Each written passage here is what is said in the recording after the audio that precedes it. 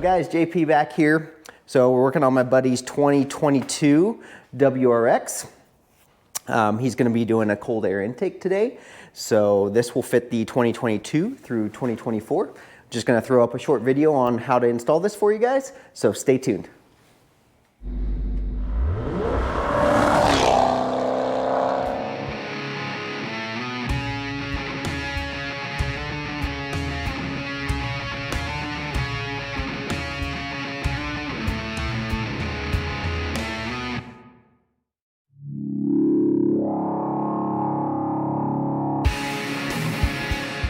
All right, you guys, so we're gonna start out by first removing this plastic cover.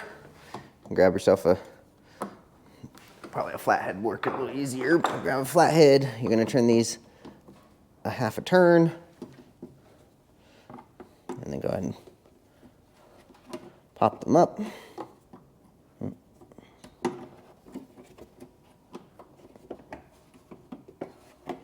you go. Those will come out.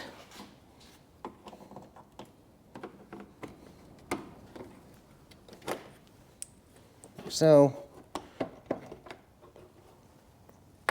set those to the side for now. You're just gonna pull back and up. That'll take that out. Then we're gonna go ahead and remove our mass airflow connector. We have a 10mm bolt here, two 10mm bolts in the stock airbox, and a hose clamp here. And then we also need to remove this wire clip down here. So we'll need to pinch that, remove the wire clip from the mass airflow. Yourself a set of long needle nose pliers. And you're gonna go down here, pinch your clip, and then push your clip out.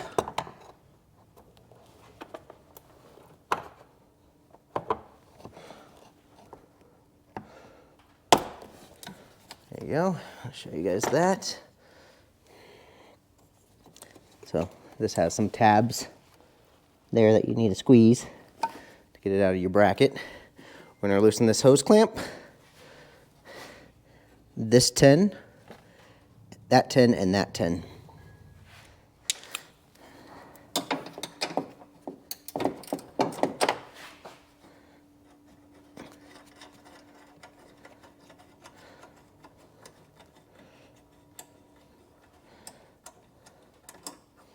Okay, we got that one out.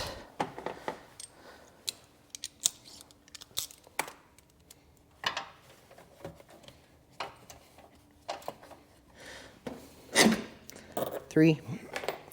We'll go ahead and get this clamp off. That'll be a flat screwdriver or an 8mm, whichever one you choose.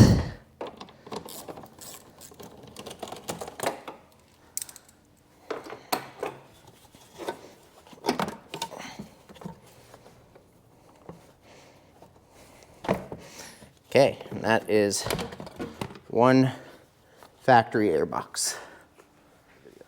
Okay, you guys, so now once you get the factory airbox out, we're going to remove this pipe. There is a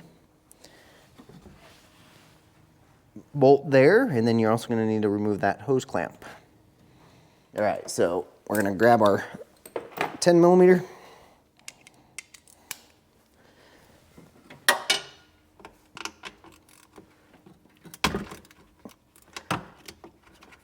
And remove our nut. And you can grab, I suggest doing a 8mm. You can get a flat screwdriver in there, but socket's probably easier because of where this clamp comes in at. On ours, at least in particular, comes in from the bottom side, so.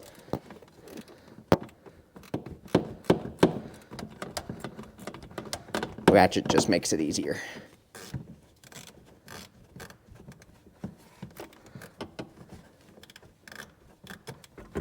Make sure you get it loose enough to be able to slide this pipe out of the second pipe.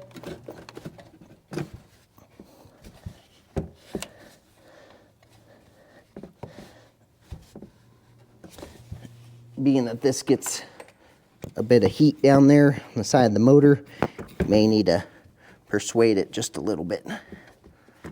All right, so I ended up taking the clamp all the way off just to get it out of the way, and then I was able to get my tool in between the two layers to help separate it. So now we should be able to give a light tug. And it's coming off like that. And we can get that tube out. All right, so we're going to remove the factory mass airflow sensor to place it on top of the new intake. I'll go ahead and get these two screws out.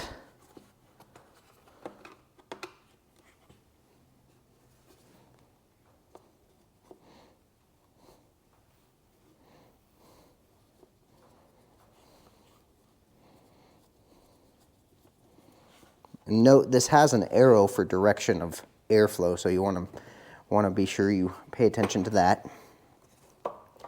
Pull your sensor out.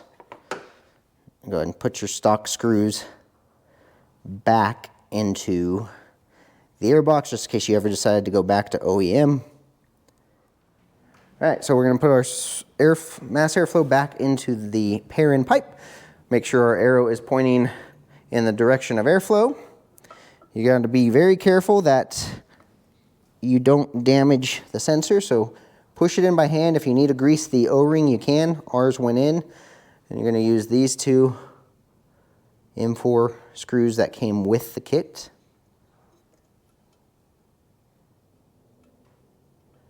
We'll go ahead and get those in and then tighten them down. One there. Phillips.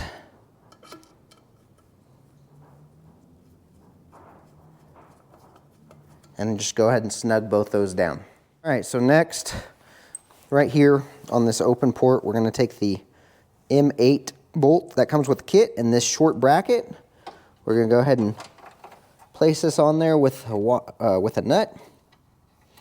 Instructions do not say anything about a lock washer or anything like that. They say to leave it finger tight so you can rotate it.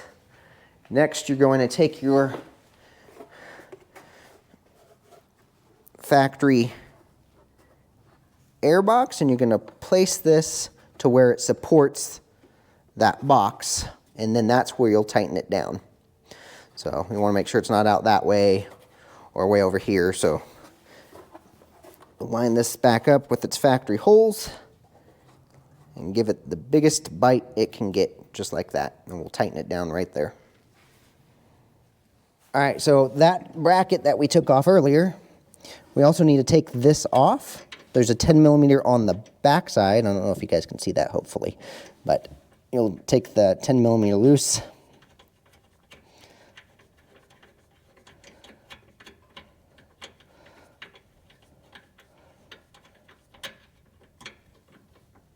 Leaving just the bracket, and that's the part you're taking out. Okay, you guys, so we are going to take the long M6 bolt that comes with the kit, one washer. We're going to put it on the intake here. Then we're going to take a spacer, place it here, and this is going to go into that bracket we just took off.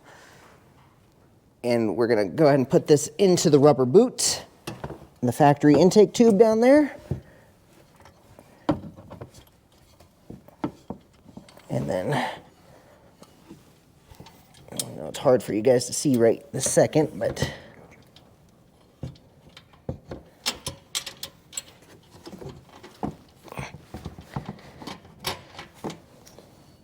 going to leave everything loose for now. But once you get it through that bracket, you're going to place a washer and the M6 locking nut on the back side of this. So there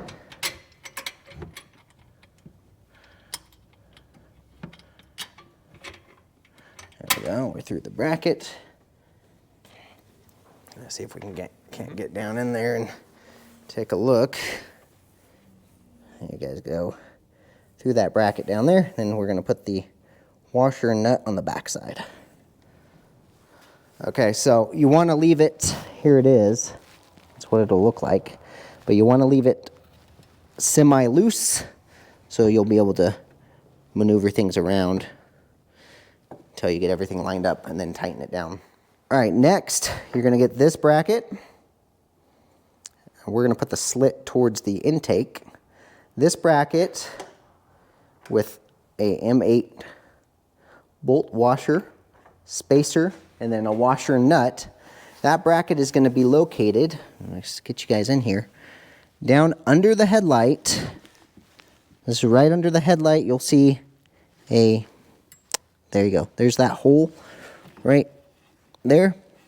That bracket's going to go under that hole from the bottom side, go down, and then over to here with the spacer in between the frame of the car and the bracket itself. So we're going to drop this bolt into that hole.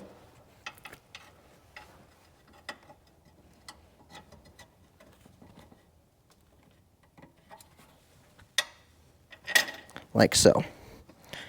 Next will be the spacer, then the bracket, another washer and nut. All right, I don't know if I'm getting this on camera or not, but that is how that bracket will look with the spacer, and then we will bring this up to that with the other M8 bolt and washer. All right, so now you're going to go one bolt, one washer, through this bracket, through that bracket, and then bolt and washer again.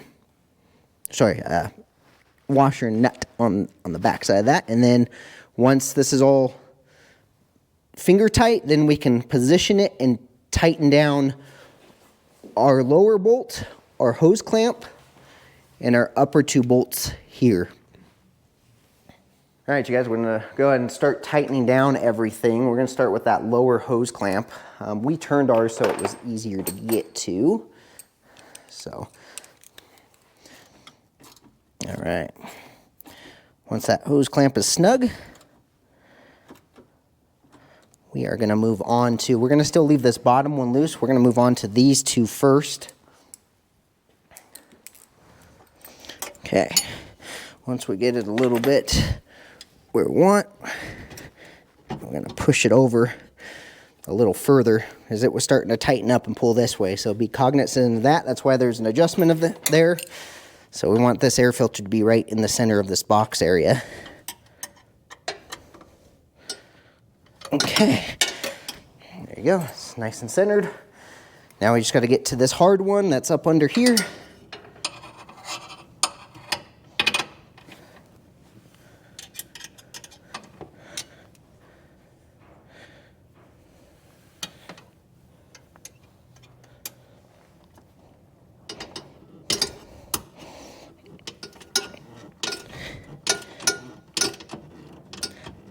All right, here we go. Those two are tight. Now we'll get down to our lower one again, which is a 10 millimeter. Okay, you guys, that is solid. So we got the hose clamp tight, the lower bracket tight, and these upper two. All right, you guys, one thing to note on this clamp that goes on this housing wants to just slide off. We've tried to wipe all the oil off. It just keeps folding in on itself because the rubber is so swollen from all the oil that Perrin puts on these things. So we use a little brake clean on a rag to clean the surfaces, and we were able to get it snug. But if you look here, the clamp just won't, no matter what we do, the clamp won't sit perfectly straight, but it's tight. It ain't going anywhere. This is on suction anyway, so really a clamp there is not going to make or break the whole system. This is the important clamp that holds the filter to the pipe. So we're going to go ahead and slide that on now. Just like that. And you want to stay on the flared part of the pipe. You don't want to go down past it. So we're going to put that right about here. And we're going to want to show the Perrin. we'll put the writing towards the front there. You just want to go down to the base of the flare, but not too far. I just use my fingers underneath to feel where I'm at. Make sure it's even all the way around. Then we're going to tighten that clamp, and then we'll go ahead and get the heat shield in. All right, after that whole ordeal with all that oil, these are now on. We're going to take an X-Acto knife, be very careful, box cutter. We're going to remove some of this electrical tape as needed for the mass airflow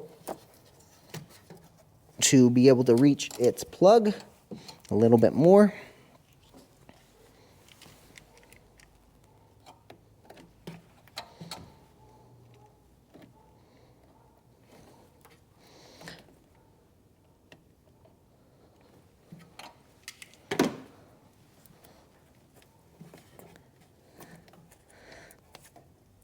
I'm going to do it very gently and only remove as much as you need to remove.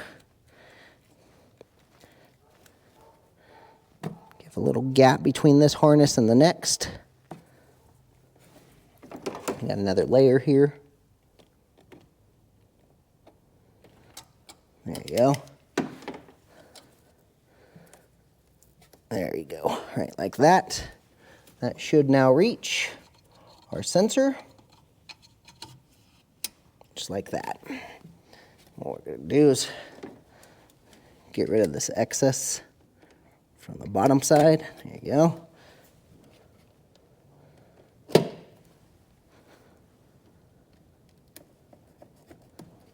There you go. All right, so for the guys that have the heat shield model, pretty self-explanatory. The two original intake bolts we're going to use. We're also going to use the bolt here. We're going to remove this, and it came with a new bolt and a spacer. So let's remove that first. I'm going to remove that, toss it aside. We have a new bolt for it. Go ahead and place our shield down. It's got a cutout for the harnesses.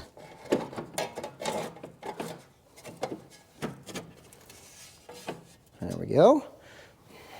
You look here, they had a nice cutout for the mass airflow harness and for the factory harness there. We're going to use two M6 bolts with washers for the cover.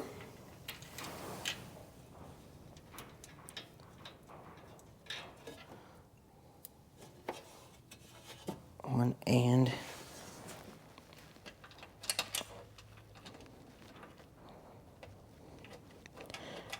two. And then we have our last bolt here with the spacer. The spacer is going to drop right inside of there.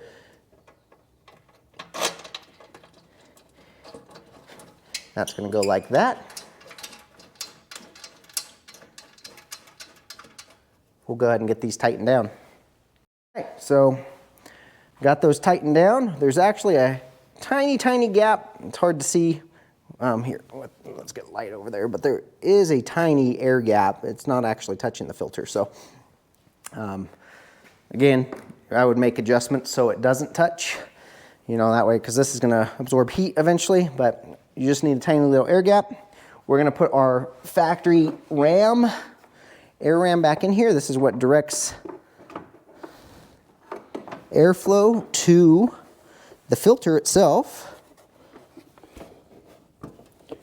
I'm going to get all this down in place right here and here. Okay, yeah, let's adjust that. We're going to adjust our bracket over just a little bit more because this is touching.